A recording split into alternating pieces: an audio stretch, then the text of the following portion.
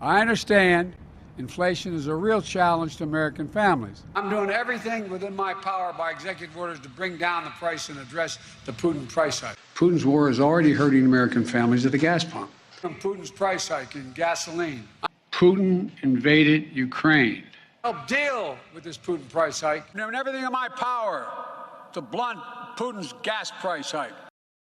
The left is now desperate to spin the inflation numbers report to make it look like they're fighting the 40-year high inflation rates, and no one wants to hide this problem more than President Joe Biden. Here is Council of Economic Advisors Chairwoman Cecilia Rouse admitting that President Biden is relying on the Federal Reserve to fix his inflation problem. You know, the president is giving the Federal Reserve the space it needs to do what it needs to do to control inflation. The Federal Reserve has the dual mandate of controlling prices while maintaining maximum employment. It is doing what it needs to do. Other presidents have tried to intervene in the Fed's actions. This president has said they're independent. He respects what they need to do.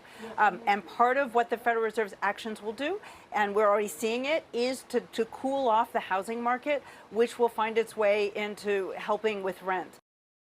So it's obvious we need to fight these inflation rates, but if the president's not willing to do the work, well, who are we going to rely on to actually get the job done? Joining me now in studio, founder and executive director of Power the Future, Daniel Turner. Daniel, man, thanks for being here. Great to be here. Yeah. So why are we seeing the inflation numbers that we're seeing right now? I mean, so much of it is driven by really high energy prices, right? Everything that we consume, transport, eat, manufacture, it requires energy. And as energy prices have gone up, the price of those goods have gone up, and all of those prices ultimately get passed on to the consumer. So if one of the ways to tackle energy, besides the outrageous spending bills coming out of DC, the other way to really tackle inflation would be to do everything possible to drive down the price of energy, and that would ultimately drive down prices. So talk to me for a second about the ways in which the Biden administration has made it harder for there to be fossil fuel energy production in this country. I mean, what are the things, the one that everyone points to, Keystone XL pipeline, canceling that, for example. Okay, that goes in the column.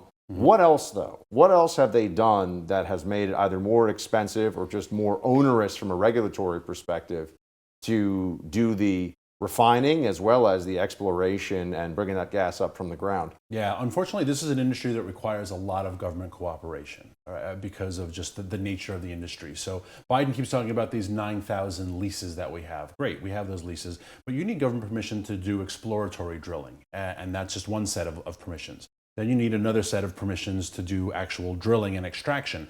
And once you extract oil and gas, you don't have permission necessarily to transport it. That's another set of permissions. And all of these stages and all these steps require the government's cooperation, and all of them are being shut down by the Department of Interior, predominantly the Department of Interior. You add on top of that just land use access. So on Passover, on Good Friday, 20% of the land was made available when we had been given a promise of 100% of land leases. Deb Haaland, Secretary of Interior, only announced 20%. We've removed 1 million acres of land for oil and gas exploration in Alaska, 1 million acres in the Gulf of Mexico. And just this week, they're announcing we're moving more oil and gas leases from the Gulf and from the Atlantic. So again, they're sending all these signals to the industry saying, we're not going to let you produce oil and gas easily. And so the industry is responding in kind by producing less and prices going up.